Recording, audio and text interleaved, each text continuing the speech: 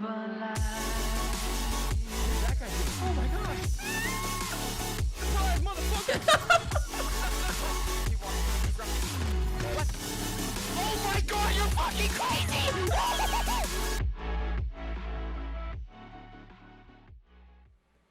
What is up, you Smack individuals? My name is Birdman778 and welcome to another thematic build video. Today, we're doing another revamped build of a previous one we did, and this is N1Nj4 Fl4K 2.0.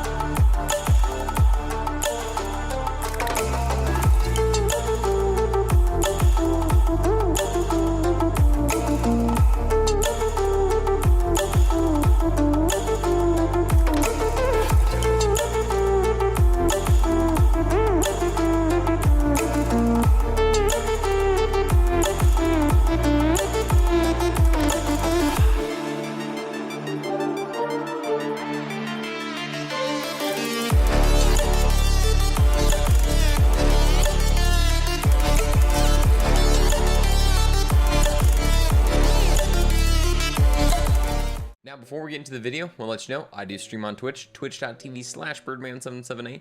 Make sure you're stopping by to see all these awesome builds being made. I stream Mondays, Wednesdays, and Fridays starting at 5 p.m. Eastern, so stop on by. I have some other streams in between there, so stop by my social medias, twitter.com/birdman778, instagram.com/birdmangram, and obviously here on YouTube, youtube.com/birdman778. Hit that thumbs up, hit the sub, and let's get going. So this build, in comparison to our last N1Nj4 Fl4K, the last one we went a lot heavier into just using the Dakota as a weapon, and I wanted to kind of revamp this in a way that each one of the weapons that we had genuinely had a reason to be there. Because again, before we just had the Dakota, we had Star Helix, and then we had the Unseen Threat and a Wedding Invitation, and we practically didn't use the latter three. It was pretty much always just the Dakota. So again, we just want to do something different, something that could balance out all those weapons and give them a true use. So we decided to go with the Prompt Critical with ASE Splash Rad, a Hellwalker with consecutive hits, a Star Helix with consecutive hits Shock, and then a Wedding Invitation with ASE next two mags Rad with fire damage. Reason why I chose all these: first off, the Prompt Critical is a new weapon from DLC 4, Psycho Creed and the Fantastic Fuster Cluck. Super solid torque pistol that genuinely does a whole lot of damage. As it says, the subsequent stuck gyro does combine, increasing the damage and radius of the detonation. I think this pairs really well with the splash damage part of it, and also just the fact that as soon as we go in and out of fadeaway, while we're in fadeaway, it's getting a lot more damage. When we get out of it, we get the splash, and by the time the splash effect is over, we pretty much have our fadeaway back. So this weapon can definitely have some good synergy. Hellwalker is just an absolute beast right now.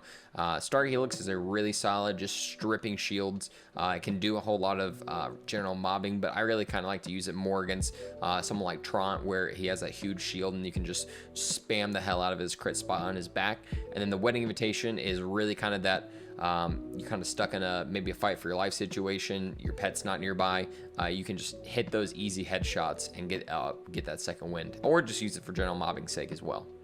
Equipment wise, we decided to go with a Stinger with ASS activate any effects that trigger on Shield Breaker Fill, a Bounty Hunter with weapon damage, assault rifle damage, and Hyperion weapon crit, a Cloning Hunter Seeker with ASE Rad, and then a Snowdrift Auto Idle.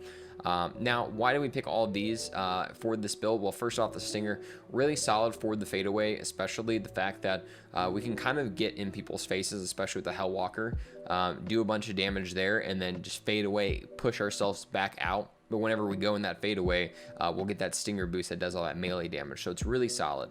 I like the Bounty Hunter because I'm able to get that chance to activate those kill skills when dealing gun damage, and then just the fact that bosses are treated as humans, beasts, and robots, I think it's super solid. Obviously the Hyperion weapon crit doesn't synergize super well with this build, but it's pretty much the only one I had. The Hunter Seeker, pretty much get those Furious stacks going, get that gun damage, and the Auto Idle just so we're able to get that healing off, kind of doing our regular kills. I just think it's kind of a really useful way to put it. Now let's check out our skill tree and see how that helps. As you can see in our skill tree, we are going pretty heavy into the red tree, less than the blue and green. In regards to the green tree, which we're going to have our fadeaway, we're using Gorillas in the Mist and Now My Circus. We want our pet to be kind of getting that aggro, and then Gorillas in the Mist for that extra multiple shots and everything that we can do. We decided to go self-repairing system for that extra healing, Furious Attack, so we get those extra stacks. Overclock, so we get that fast fire rate. Turntail and Run, so we're able to kind of get that regen, healing, and damage reduction while we're moving, but there's going to be times where we can just stand still and fade away and get that gun damage boost from standing still, and then lick the wounds, obviously, so our pet's able to pick us up. In the blue tree, we want our pet being able to do a lot of damage, so Ferocity. Persistence Hunter, I want that extra action skill duration and gun damage that it gives, and then Frenzy, so we get those Frenzy stacks for that extra damage. And finally, in the red tree, I mean, this one's pretty self-explanatory. Pretty much, just absolutely stacking this up. Interplanetary Stalker, Leave No Trace, Head Count, Hunter's Eye, Two Fang, Big Game. We get these +3 from our class mod into the most dangerous game, so it's very helpful. Grim Harvest is maxed out, Galactic Shadow, and then Mega Bore for those no matter what crit shots. Now, something to remember that Mega Bore crits are different than regular crits, so you're not going to be getting the same exact damage, but at the same time, it's more damage. In regards to our Mayhem modifiers, we decided to go Speed Demon, I like speed, Healy Avenger, best medium, Ticked Off, really not doing any status effect damage here, it's more just blunt damage with the elements, and then Postmortem, just kill death and you're good to go. So I'm actually a really big fan of this flak build, just purely off the fact that I feel like I actually really did improve it by giving it a set of weapons and just didn't depend on one singular one to do everything for me. Every one of those weapons has a genuine part of this build and actually synergize well. And also just the fact that I really like the Stinger fadeaway combo. I think it's super cool. It kind of gives flak that in-your-face playstyle while also being able to turn tail and get out of the fight if you need to. Also, just the extra damage is super solid. I feel like fadeaway really does need a new anoint, though. I hope that's something we see in future patches, because I think just the whole accuracy increase with fadeaway anointment is just kind of wasted. Could do something else like extra crit damage, something like that, where it would actually really benefit some certain guns like some Jacob snipers, even something like a Hellwalker. But guys, thank you so much for stopping by. Remember, we're doing all these builds over my Twitch channel, so stop on by there as well. I hope you have a great night, day, whatever it may be, and stay smexy.